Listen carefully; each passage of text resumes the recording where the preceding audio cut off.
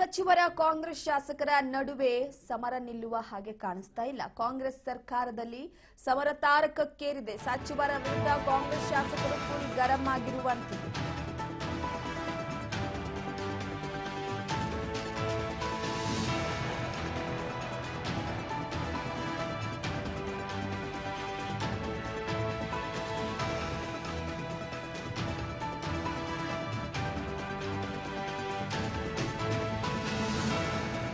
ಸಚಿವರ ಮತ್ತೆ ಕಾಂಗ್ರೆಸ್ ಶಾಸಕರ ನಡುವೆ ಸಮರ ನಿಲ್ಲುವ ಹಾಗೆ ಕಾಣಿಸ್ತಾ ಇಲ್ಲ.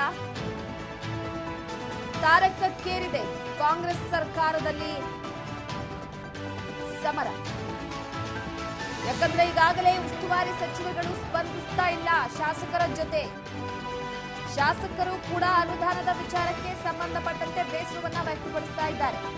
ಸಚಿವರ ವಿರುದ್ಧ ಈಗ ಶಾಸಕರು ಫುಲ್ ಗರಂ ಆಗಿರುವಂತದ್ದು.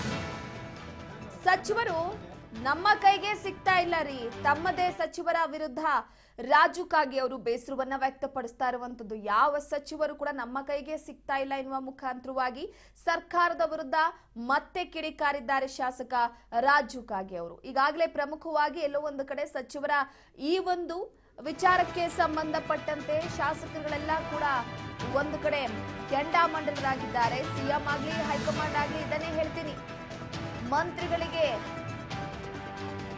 ನಾನು ಕೂಡ ಇದೇ ವಿಚಾರ ಹೇಳ್ತೀನಿ, ಮಂತ್ರಿಗಳೇ ರೆಸ್ಪೆಕ್ಟ್ ಅನ್ನ ಕೊಡ್ತಿಲ್ಲ, ಅವರ ಹಿಂದೆ ಸರ್ ಅಂತ ಓಡಾಡ್ಬೇಕಾ?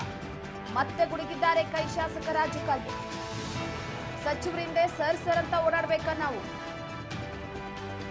ಇವರಿಗೆ ಶಾಸಕರು ಬೇಕೋ ಬೇಡವೋ, ನಮ್ಗೇನ್ ಹುಜ್ಜನಾಯಿ ಕಡೆದೈತಾ ಅಂತ ರಾಜು ಕಾಗೆ ಅವರು ಕೆಂಡಾಮಂಡಲರಾಗಿದ್ದಾರೆ. ಮಂತ್ರಿಗಳೇ ರೆಸ್ಪೆಕ್ಟ್ ಅನ್ನ ಕೊಡ್ತಾ ಇಲ್ಲ, ಅವ್ರ ಹಿಂದೆ ನಾವು ಸರ್ ಅಂದ್ಕೊಂಡು ಓಡಾಡ್ಬೇಕಾ?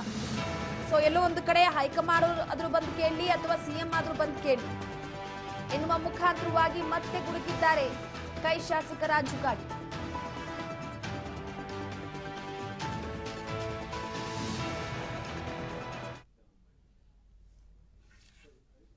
ಪ್ರಾರಂಭ ಯಾವಾಗ ಮಾಡ್ತಾರೆ ನೀವು ಒಂದು ಬೇಕಾದ್ರೆ ಉದಾಹರಣೆ ಬೇಕಾದ್ರೆ ನಡ್ರಿ, ಈಗ ಸದ್ಯ ತೋರಿಸ್ತೇನೆ. ಅವ್ನಿಗೆ ಒಳಗಡೆ ಎಂದು ಕೊಟ್ಟಿದ್ದೀವಿ, ಎಂದು ಪ್ರಮಾಣ ಒಂದು ಬ್ರಿಡ್ಜ್ ಕಟ್ಟಾದ ನಾವು ಸಣ್ಣ ಒಂದು ಭಾಳ ಆದ್ರೆ ಒಂದು 10 ಲಕ್ಷ 20 ಲಕ್ಷದ ಒಂದು ಇರ್ಬೇಕು ಬ್ರಿಡ್ಜ್. ಒಂದು ಕೆಲಸ ನಾವು ಶಾಸಕರ ಕಡೆ ಗುದ್ದಿ ಪೂಜೆ ಮಾಡಿಸಿದ್ದೀವಿ, ಇನ್ನೂ ಅದು ಮುಗಿದಿಲ್ಲ ಅಂದರೆ ಈ ಥರ ಅರ್ಥೇನ. ಮತ್ತು ವರ್ಕ್ ಆರ್ಡರ್ ನಾವು ಜನವರಿ ಡಿಸೆಂಬರ್ದಾಗ ಕೊಟ್ಟಿರ್ತೀವಿ. ಪ್ರಾರಂಭ ಯಾವಾಗ ಮಾಡ್ತಾರೆ ಅಂದ್ರೆ ಮಳೆಗಾಲದಾಗ ಪ್ರಾರಂಭ ಮಾಡ್ತಾರೆ. ನೀವು ಒಂದು ಬೇಕಾದ್ರೆ ಉದಾಹರಣೆ ಬೇಕಾದ್ರೆ ನಡ್ರಿ, ಈಗ ಸದ್ಯ ತೋರಿಸ್ತೇನೆ.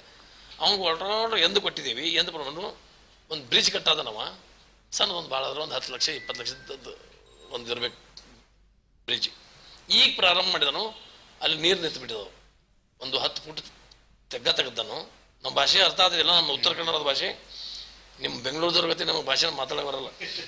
ಅದಕ್ಕೆ ಅವನು ನೀರು ತುಂಬಿಟ್ಟಿದ್ದಾನೆ. ಮತ್ತೆ ಯಾವಾಗ ಆ ಡೈವರ್ಷನ್ ಕೊಟ್ಟಿದ್ದಾನೆ. ಡೈವರ್ಷನ್ ಕೊಟ್ಟಲ್ಲಿ 4-5 ಆಕ್ಸಿಡೆಂಟ್ಗಳು. ಅದು ಯಾರ ಜವಾಬ್ದಾರಿ?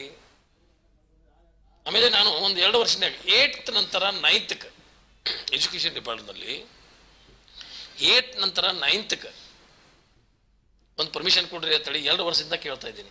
ಇದು ಯಾವ ದೊಡ್ಡ ವಿಷಯ ರೀ?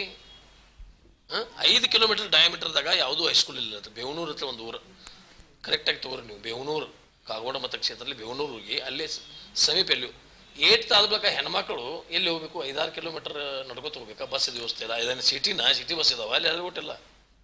ಒಂದು ಹಳ್ಳಿಯಿಂದ ಒಂದು ಹೊಳಿಗೆ ಹೋಗ್ಲಿ ಬಸ್ಗಳಿಲ್ಲ. 2 ವರ್ಷದಿಂದ ಹೇಳ್ತೇನೆ ಇದನ್ನು. ಆಮೇಲೆ ಪ್ರತಿಯೊಂದು ಮುಖ್ಯಮಂತ್ರಿಗೆ ಹೇಳುದೇನ್ರಿ, ನಾವು ಹೋಗಿ ಪ್ರತಿಯೊಂದು ಮಂತ್ರಿಗಳಿಗೆ ಹೋಗಿ